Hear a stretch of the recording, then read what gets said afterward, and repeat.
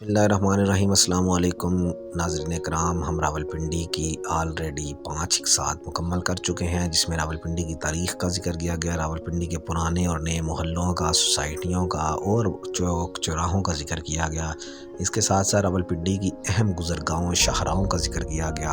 اور راولپنڈی کے علاقوں کے بارے میں آپ کو معلومات دی گئیں۔ ناظرین اکرام، آج ہم ایک اور آپ کو معلومات دینا چاہ رہے ہیں راولپنڈی کی، کہ جب جنرل پرویز مشرف کے دور میں اسلام آباد ایکسپریس وے کو ایکسٹینڈ کیا گیا، تو اس کے بعد ایک اور ضرورت محسوس ہوئی کہ اسلام آباد ایکسپریس وے کے دونوں اطراف پر سروس روڈ ہونا بہت ضروری ہے۔ سروس روڈ بنانے کا مقصد ایک تو اسلام آباد ایکسپریس وے پر ٹریفک کا بہاؤ کم کرنا تھا، دوسری بات یہ کہ اس وجہ سے کہ اسلام آباد ایکسپریس وے پر آئے روز حادثات یا جلوس وغیرہ یا کسی بھی قسم کے احتجاج کی صورت میں جب ٹریفک مکمل طور پر بلاک ہو جاتی تھی تو دونوں طرف پر جنگل یا درخت ہونے کی وجہ سے ٹریفک وہیں کی وہیں رکی رہتی تھی، چاہے وہ 10 گھنٹے ہو جائیں چاہے 12 گھنٹے ہو جائیں، لیکن ٹریفک کے پاس کوئی بھی دوسرا یا تیسرا راستہ موجود نہیں تھا۔ اس کے حل کے لیے سب سے بڑی چیز انہوں نے سوچی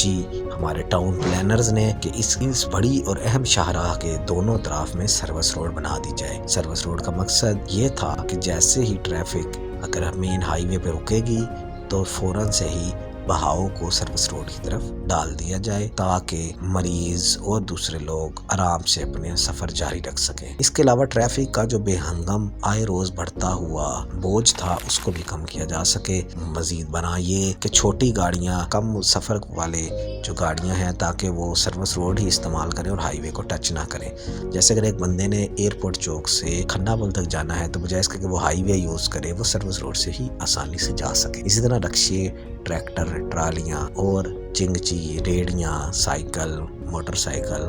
بھی ہائی وے پر نہ جائیں۔ یہ ایک بہت اچھا اور احسن قدم تھا، اور یہ جو سروس روڈ کا آغاز کیا گیا یہ ابتدا میں کرال چوک سے لے کر فیض آباد تک کیا گیا، لیکن اب اس کی ایکسٹینشن بڑھا کر راولپنڈی سائڈ پر فیض آباد سے لے کر اور ایئرپورٹ ہاؤسنگ سوسائٹی تک کر دی گئی ہے۔ ایک بڑی جگہ اور بن جائے تبھی اس کو لنک کیا جا سکتا ہے PWD سے بھی، جو کہ فیوچر کے ٹاؤن پلاننگ کا حصہ ہے۔ یہ سروس روڈ جیسا کہ آپ کو پچھلی ایپیسوڈ میں بتایا گیا ہے کہ جو اس کرال چوک کے بعد جو سٹاپ آتے ہیں جیسے کھنہ پل، گنگال، فضائیہ، ضیاء مسجد، کوئی روڈ، ڈوکلا خان، اقبال ٹاؤن وغیرہ، یہ ان ساروں سے ہوتی ہوئی ان کے اندرونی یعنی کہ گرین بیلٹ کے پرلی سائڈ سے ہوتی ہوئی دونوں سائڈوں سے سروس روڈ گزر رہی ہیں۔ اسلام آباد والی سروس روڈ کی حالت ذرا ناگفتہ بھی ہے، لیکن راولپنڈی کی سائڈ والی سروس روڈ اب بھی اچھی حالت میں موجود ہے۔ سروس روڈز نے بہت زیادہ ہیلپ کی ہے ہر قسم کے احتجاج، سٹرائکس وغیرہ میں، کیونکہ ٹریفک جو لانگ روٹ سے آ رہی ہوتی ہے، بسیں، ٹرک وغیرہ، ان کو سروس روڈ بخوبی برداشت کر لیتی ہے۔ لیکن اب وقت ہے کہ اس کی بھی ایکسٹینشن کا، کیونکہ جس حساب سے ٹریفک کا بہاؤ بڑھ رہا ہے، اگر اس کو بھی ایکسٹینڈ یا چوڑا نہ کیا گیا تو آنے والے وقتوں میں سروس روڈ بھی ہمارے لیے کم پڑ سکتی ہے۔ موجودہ اسلام آباد ایکسپریس وے 10 لائن والا روڈ ہے، یعنی 5 لائنیں اس کی ایک سائڈ پر اور 5 لائنیں دوسری طرف ہے، جو کہ اسلام آباد راولپنڈی کا اگر سب سے چوڑا روڈ بھی کہا جائے تو بجا نہ ہوگا۔ یہ روڈ دھرنوں اور دوسری پولیٹک ایکٹیویٹیز میں انتہائی اہمیت کا حامل رہا ہے۔ اسلام آباد ایکسپریس وے پر آئے روز حادثات اور رونما ہوتے رہتے ہیں۔ اس کو کم کرنے کے لیے اسلام آباد ٹریفک پولیس نے ایک انتہائی اہم اور اچھا اقدام کیا ہے کہ اس پر موجود سارے یو ٹرن بند کر دیے گئے ہیں۔ اسلام آباد ایکسپریس وے پر ہر سٹاپ اور ویسے بھی سٹاپوں کے علاوہ بھی یو ٹرن ہوا کرتے تھے، جو کہ حادثات کا باعث تھے۔ اب اسلام آباد ایکسپریس وے پر ایئرپورٹ چوک سے لے کر فیض آباد تک کسی قسم کا کوئی بھی یو ٹرن موجود نہیں ہے۔ تو یہ تھا تقابلی جائزہ اسلام آباد ایکسپریس وے کا اور سروس روڈ کا۔